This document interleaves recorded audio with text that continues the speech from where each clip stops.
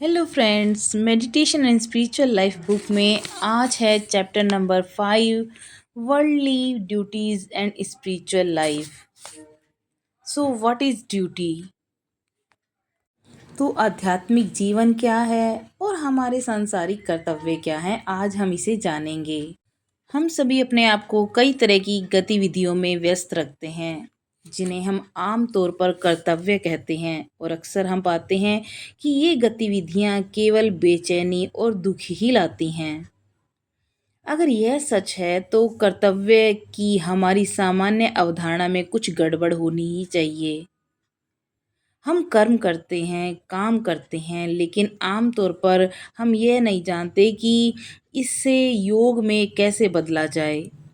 एक आध्यात्मिक तकनीक, दिव्य प्राप्ति का साधन। आइए देखें कि स्वामी विवेकानंद ने कर्म योग के बारे में क्या सिखाया है। तो कर्म योग कहता है कि पहले स्वार्थ की प्रवृत्ति को नष्ट करो। यानी जो भी हमारे स्वार्थ की प्रवृत्तियां हैं, स्वार्थ की जो चीज़ें हैं, इच्छाएं, उनको नष्ट करना पड़ेगा। और जब उसे रोकने की शक्ति आ जाए तो उसे रोक लो और मन को स्वार्थ के मार्ग में न आने दो। फिर तुम संसार में जाओ और जितना हो सके उतना काम करो, स्वार्थ रहित होकर। सब जगह घुल मिल जाओ, जहाँ चाहो वहाँ जाओ। तुम कभी भी पाप से दूषित नहीं होंगे। जैसे जल में कमल का पत्ता है, जल उसे छूकर उसमें चिपक नहीं जा सकता, वैसे ही तुम संसार में रहोगे। इसे वैराग्य वैराग्य या अनासक्ति कहते हैं।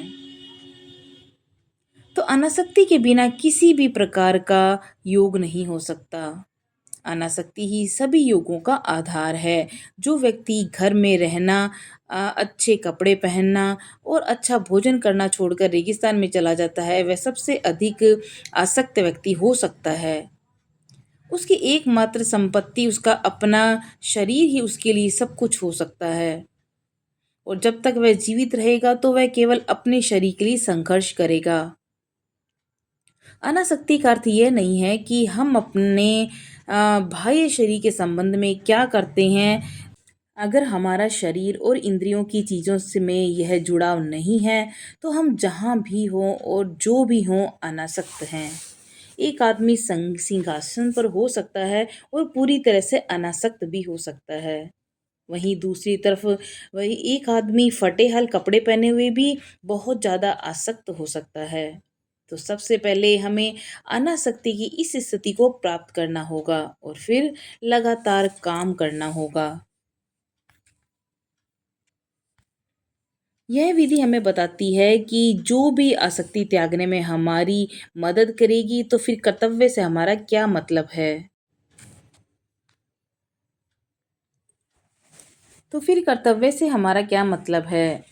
दायित्व और कर्तव्य, इन दो शब्दों में से दायित्व एक तात्कालिक बाध्यता और एक विशिष्ट संदर्भ का सुझाव देता है। उदाहरण के लिए एक व्यक्ति पर एक वृद्ध विधवा माँ का भरण पोषण करने का दायित्व है, और दूसरी ओर कर्तव्य आमतौर पर तात्कालिक परिस्थितियों से कम बाध्यता का संकेत देता है, लेकिन नैतिक आधार पर अधिक प्रेरणा का संकेत देता है। अंग्रेजी कवि वर्ड्सवर्थ ने कर्तव्य को ईश्वर की आवाज की कठोर बेटी कहा है, और हम सभी जानते हैं कि कैसे कभी कभी हम कर्तव्य और स्वार्थ के बीच में उलझ जाते हैं। हम इसे चाहें जो भी कहें, हमारे जैसे अज्ञानी लोगों के लिए कर्तव्य का अर्थ एक हद तक संयम या बाध्यता है।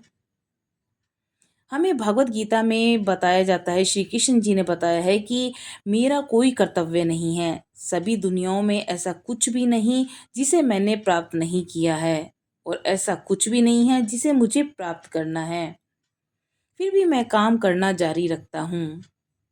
दिव्य अवतार और प्रबुद्ध आत्माएं पीड़ित मानवता के प्रति अपने प्रेम से प्रेरित होकर स्वतंत्रता की भावना से काम करती हैं।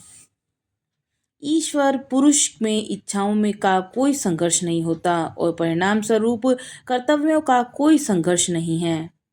उसके पास किसी काम को करने का केवल एक ही तरीका है, और वह है ईश्वर की ओर जाने वाला रास्ता। अज्ञानता के कारण हम अक्सर कर्तव्य की प्रकृति और इसे पूरा करने के तरीके के बारे में थोड़े भ्रमित हो जाते हैं। तो कर्तव्य और स्वार्थ। स्वामी विवेकानंद ने कितनी स्पष्टता से हमें बताया है कि हमारा तथाकथित कर्तव्य बोध अक्सर एक रोग बन जाता है। कर्तव्य हमारे लिए एक बीमारी बन जाता है और यह हमेशा आगे की ओर खींचता है। यह हमें जकड़ लेता है और हमें पूरे जीवन को इससे जोड़ के रख देता है। यह मानव जीवन का अभिशाप है। हम कर्तव्य के गुलाम बन जाते हैं और अपना पूरा जीवन दुखी बना लेते हैं। हमें ये बेहतर ढंग से समझना चाहिए कि हमारा कर्तव्य क्या है और इसे कैसे पूरा करना है। हम कितनी बार पाते हैं कि अपनी समस्याओं का हल करना सीखने से पहले हम दूसरों की मदद करने के लिए काम करते हैं। प्यार से नहीं, बल्कि आत्मसंतुष्टि के लिए। निश्चित रूप से ऐसे निस्वार्थ आत्माएं हैं जो दूसरों की सेवा के लिए उत्सुक हैं। लेकिन इस अजीब गरीब दुनिया में, जिसे हमारे एक पुराने स्वामी ने एक बार भगवान का महान पागलखाना नाम दिया था, ऐसे कई व्यस्त लोग हैं जो जीवन में निराश होने के कारण अपने पास मौजूद नीरस कार्यों को करने की परवाह नहीं करते। अपने स्वयं के अहंकार को संतुष्ट करने के लिए खुद को दूसरों पर थोपते हैं। उन्हें मेरी प्रेम पूर्ण सेवा की आवश्यकता है। अहंकारी लोग कहते हैं कि हम मनुष्य इतने आत्म प्रेम से भरे हुए हैं कि हम कल्पना भी नहीं कर सकते कि दूसरे हमें उतना ही नापसंद कर सकते हैं जितना हम उन्हें नापसंद करते हैं। एक मनोवैज्ञानिक ने एक बार लड़कियों का एक समूह से ये कहा कि जो जो उन्होंने सुना उससे बहुत हैरान थे, क्योंकि आत्म प्रेम आसानी से इस विचार को स्वीकार नहीं करता कि कोई दिल से नापसंद हो सकता है। एक और तरह का स्वार्थी लोग होते हैं जो दूसरों को खुश करने के लिए बहुत ज़्यादा चिंतित रहते हैं और उनके पास प्रार्थना या ध्यान के लिए बिल्कुल भी समय नहीं होता। वे क्लब या ब्रिज पार्टी, सोसाइटी, डिनर, राजनीतिक समितियां में शामिल होकर दुनिया को बचाने पर तुले रहते हैं, जो उन्हें कुछ समय के लिए कुछ हद तक आत्म महत्व देते हैं। लेकिन जब उसकी नवीनता, नयापन खत्म हो जाता है या बातचीत या गतिविधियों में कमी आ जाती है, तो वे तुरंत दुखी और असंतुष्ट महसूस करते हैं। बिना किसी लाग लपेट के स्वामी विवेकानंद जी कहते हैं कि गुलामी को कर्तव्य के रूप में समझना कितना आसान है। शरीर के लिए शरीर की रुग्ण आसक्ति को कर्तव्य के रूप में समझना। लोग दुनिया में जाते हैं और पैसे या किसी अन्य चीज के लिए संघर्ष करते हैं और लड़ते हैं, जिससे वे जुड़ जाते हैं। उनसे पूछो कि वैसा क्या करते हैं, वे कहते हैं कि यह एक कर्तव्य है। तो इसका बहुत ही ये तो बेतुका लालच है और इसे कुछ फूलों से ढकने की कोशिश भी करते हैं। स्वार्थ को फूलों से ढककर हम अनासक्त भाव से कोई वास्तविक कर्तव्य नहीं निभा सकते और एकीकृत आध्यात्मिक जीवन का अंग नहीं बना सकते। स्वार्थ केंद्रित कर्तव्य हमारे लिए अनेक समस्याएं ला सकता है और नए बंधन पैदा कर सकता है। नेक्स्ट टॉपिक है कि अहंकार के अनेक चेहरे। मनुष्य विभिन्न तत्वों का विचित्र संयोजन है। विलियम जेम्स के अनुसार अधिकांश व्यक्तियों के पास उतने ही अलग अलग सामाजिक स्व होते हैं जितने अलग अलग व्यक्तियों के समूह होते हैं जिनकी राय की वे परवाह करते हैं। हमारे पास दोहरे, यहाँ तक कि कई व्यक्तित्व होते हैं। हम व्यवसाय में एक स्व होते हैं, चर्च में, दूसरे घर में और भी अलग। ये सार्वजनिक रूप से वह करने में संकोच करते हैं जो हम निजी जीवन में खुशी से करते हैं, क्योंकि कई स्व कभी कभी एक दूसरे के साथ बिल्कुल असंगत होते हैं और इसलिए हमारे लिए अंतहीन भ्रम पैदा करते हैं। एक किराने वाले की कहानी है जो हमेशा रविवार को व्यापार करता था, जब तक कि वह और उसका परिवार एक पुनरुद्धार बैठक में शामिल नहीं हो गए और धर्मांतरित नहीं हो गए। अगले रविवार को जब एक पड़ोसी के बच्चे ने दूध के लिए दरवाजा खटखटाया तो किराने वाले की छोटी बेटी ऊपर की खिड़की से झुकी और बोली, क्या आपको नहीं पता कि हम सभी पिछले सप्ताह धर्मांतरित हो गए? इसके बाद यदि आप रविवार को दूध खरीदना चाहते हैं तो आपको पीछे के दरवाजे से जाना होगा। लेकिन ऐसा नहीं है कि सिर्फ आम लोग ही इस तरह से खुद को धोखा देते हैं। यहाँ तक कि उच्च पद पर आसीन लोग भी अक्सर दोहरा जीवन जीते हैं।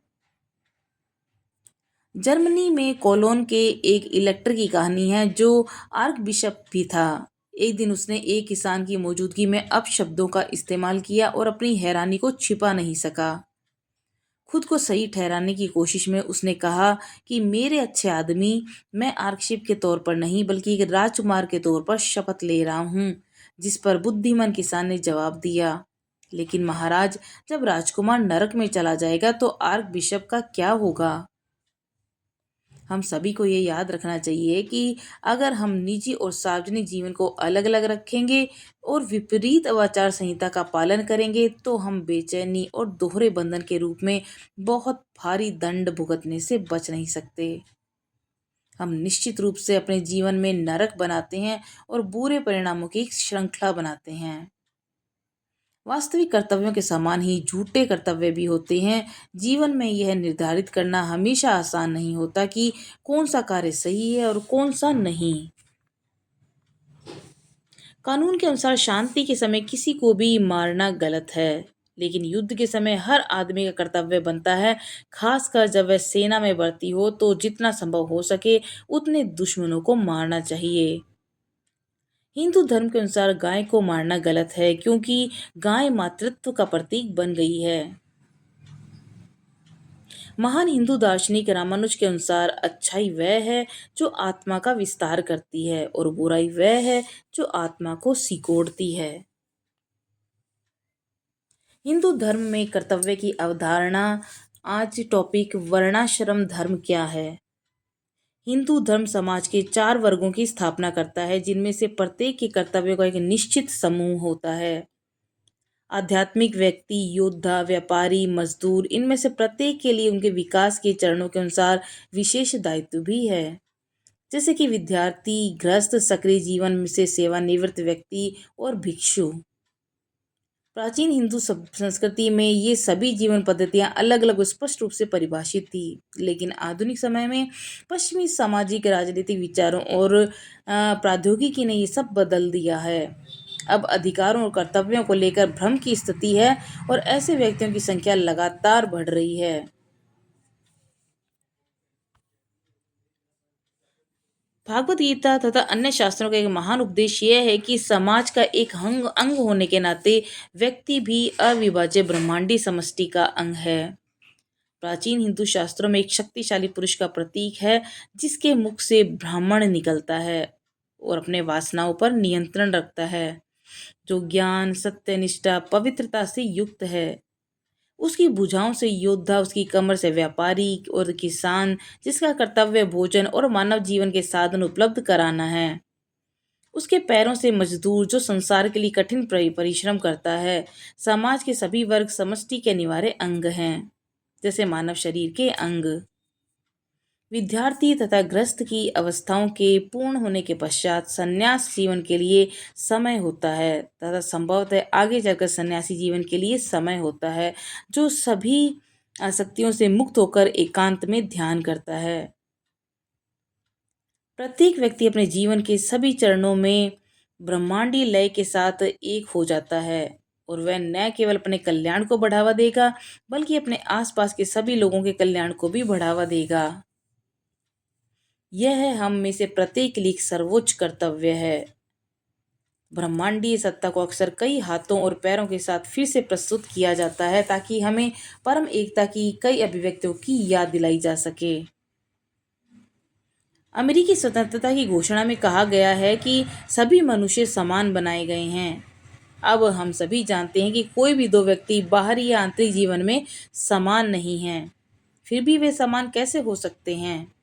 तो वेदांत उत्तर देता है कि सभी में एक ही आत्मा निवास करती है, लेकिन जहाँ तक मानसिक और शारीरिक क्षमता और प्रवृत्तियों का संबंध है, मनुष्य समान नहीं है और एक दूसरे से बहुत भिन्न है। आध्यात्मिक स्तर पर समानता और समानता असमानता है, लेकिन यह सभी स्तरों पर अनंत विविधता है। महान विद्वान और परोपकारी ईश्वर चंद्र विद्यासागर ने एक बार श्री रामकृष्ण जी से पूछा कि क्या भगवान ने कुछ लोगों को अधिक शक्ति और दूसरों को कम शक्ति प्रदान की है। तो गुरुदेव ने उत्तर दिया कि सर्वव्यापी आत्मा के रूप में वे सभी चीजों में विद्यमान हैं और यहाँ तक कि चींटी में भी, लेकिन उनकी शक्ति की अभिव्यक्तियां अलग अलग प्राणियों में अलग अलग हैं। अन्यथा एक व्यक्ति 10 लोगों को कैसे भगा सकता है जबकि दूसरा एक का भी सामना नहीं कर सकता। और सभी लोग आपका सम्मान क्यों करते हैं? क्योंकि आपके पास सींगों की एक जोड़ी उग गई है, आपके पास अधिक करुणा और ज्ञान है और इसलिए लोग आपका सम्मान करते हैं और आपको अपना सम्मान देने आते हैं। तो आज के लिए इतना ही। कल शेष भाग में हम जानेंगे विस्तृत रूप से ध्यान और आध्यात्मिक जीवन के बारे में। तब तक के लिए नमस्कार।